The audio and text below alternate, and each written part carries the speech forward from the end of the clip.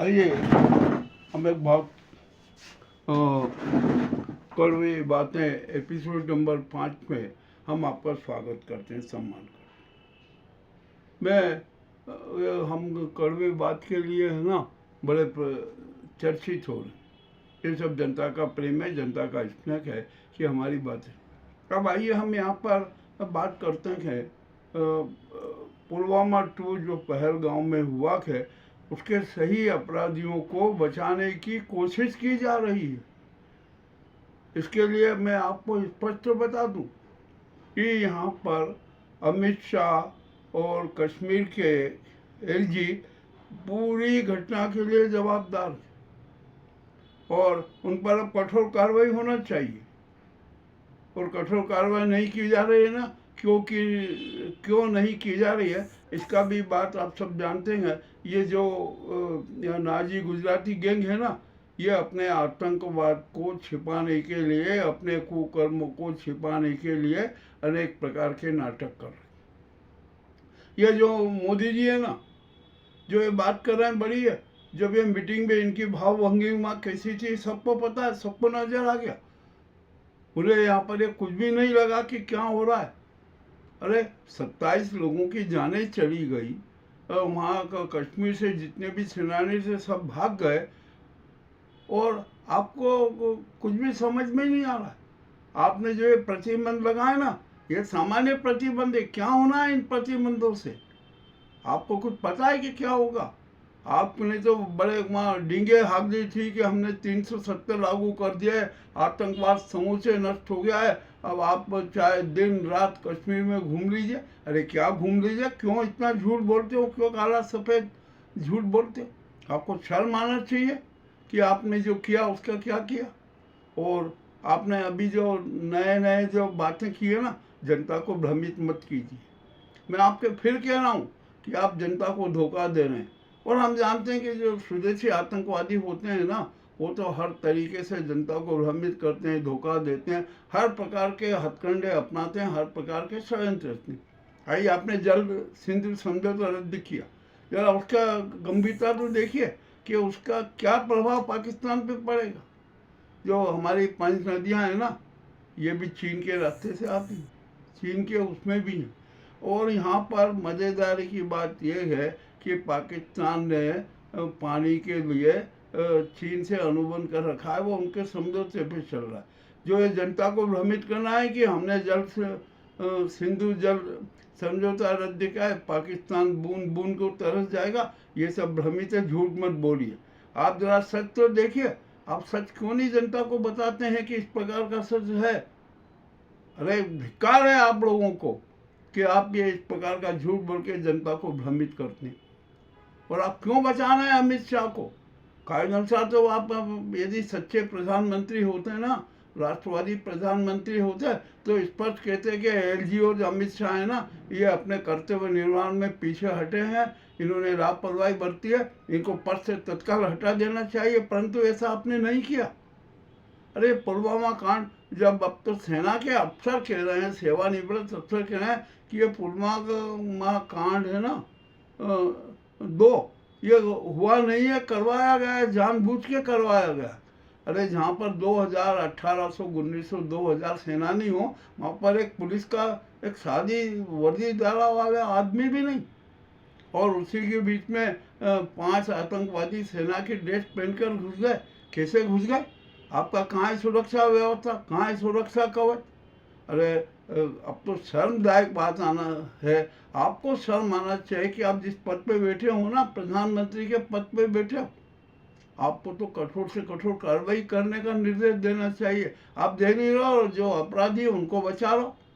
अमित शाह आपका खास है ना, आपका षड्यंत्रकारी चेहरा है ना, किस प्रकार के षड्यंत्र रहता है आपके लिए ये भी आप जानते हैं। आप उसको बचाना चाहते हो और भविष्य में कितने प्रकार के नए षड्यंत्र करना चाहते हो, ये हमारा खुला आरोप है। हम तो साफ कह रहे हैं, अब ये चरित्र छोड़ दो। अब ये चरित्र जनता को सामने सब उजागर हो चुका है। जनता आपकी असलियत जान चुकी है, जनता आपका डीएनए जान चुकी है। जो वक्त कानून की जो 5 तारीख को निर्णय आने वाला है ना, और जो मुस्लिम और अन्य जो जनता सड़कों पर उतरी है ना, उससे ध्यान बटाने के लिए मुझे ऐसा लगता है कि पहलगाम पुलवामा 2 करवाया गया, जानबूझकर करवाया गया। यदि सुरक्षा व्यवस्था कड़ी होनी तो क्या आतंकी घुस आते? क्या सेना के ड्रेस में कैसे आतंकी घुस जाते? अरे जरा सोचने की बात है। और आप जनता को मार बड़े अपने डेंगे हाँक रहे हैं। और सबसे बड़ी बात तो ये कि जो पुलवामा 2 में है ना, कोई हिंदू की मरने की बात नहीं है। उसमें हिंदू मरे, मुस्लिम मरे, ईसाई मरे, विदेशी नागरिक मरे।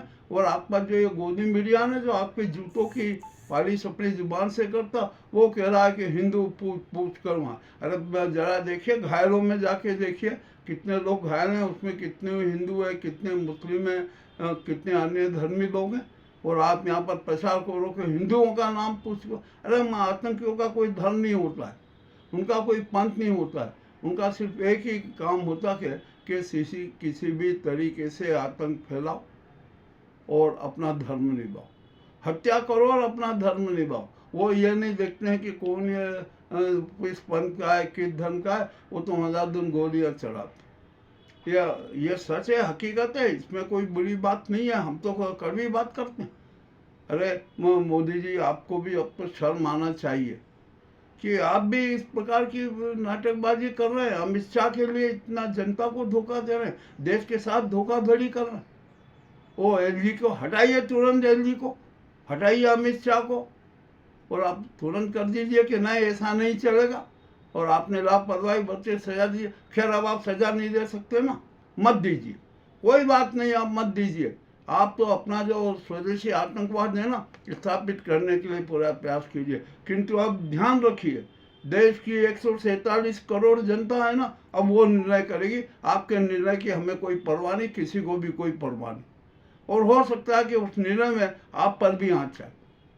अब तो ये हमारे 147 करोड़ जनता है ना, संसद को घेरेगी, ये जो जितने मंत्री हैं ना उनको घेरेगी, और आपके जो पालतू और बंधुआर गुलाम चिंटू है ना, उन सबको घेरेगी। आपको ये बात ध्यान रखना चाहिए। अरे आपको तो अब तो शर्म आना चाहिए। यदि तनिक भी शर्म हो ना, तो आप अपने पद से इसी वक्त इस्तीफा दे दीजिए। आपको पद पर बने रहने का अधिकार नहीं, अमित शाह को पद पर बने रहने का अधिकार नहीं। ये अब जनता कह रही है, ये जनता की आवाज़ है जो हम प्रस्तुत कर रहे हैं। हमें कोई मोदी जी से घृणा नहीं है, अमित शाह से घृणा नहीं है। हमें तो घृणा इन स्वदेशी आतंकवादियों की घिनौनी हरकतों से, उनके साथी षड्यंत्र से। अब यहाँ पर हम एक विशेष बात फिर मैं आज भी कह रहा हूँ कि हमारी जो राष्ट्रपति जी बैठी है ना, इनके हाथ में असीम सत्ता है।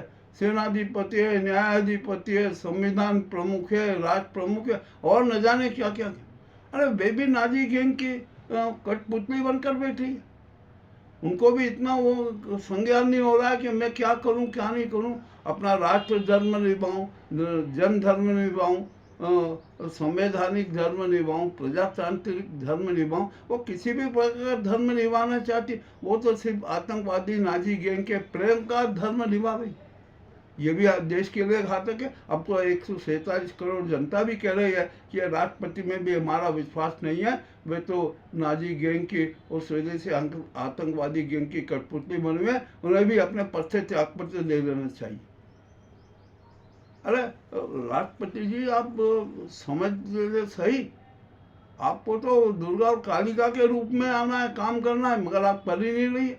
नाजी गैंग के हाथों की कठपुतली बनी हुई है। आपको यदि कठपुतली बने रहना है तो पद से इसी वक्त त्यागपत्र दे दिए। ये 147 करोड़ जनता का आपको संदेश।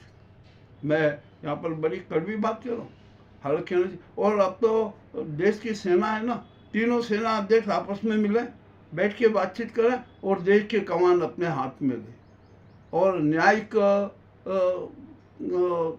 निगरानी के लिए सीजेआई को भी अपने साथ रखें। सुप्रीम कोर्ट और सेना मिलकर राष्ट्र का संचालन करे। अब यहाँ पर किसी भी नेता की, किसी भी राष्ट्रपति की इनकी ज़रूरत नहीं है।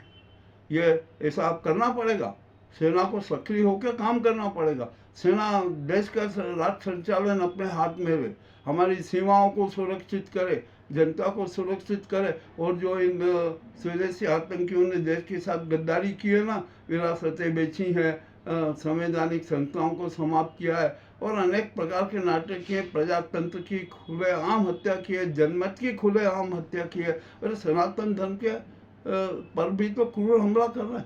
यह नाजीवादी कोकनी गैंग का जो धर्म स्थापित करना चाहते हैं, भारत को जो सनातन धर्मी राष्ट्र था है और रहेगा, उसको हिंदू राष्ट्र बनाना चाहते हैं, संविधान की क्रूर हत्या करना चाहते हैं। आप इन पर भी पूरी कार्रवाई कीजिए। सबको उनके चिंटुओं को, बंधुओं मजदूरों को पकड़ कर जेल में डाल दीजिए। अब उनकी यही सजा है, इनको यही सजा देना चाहिए।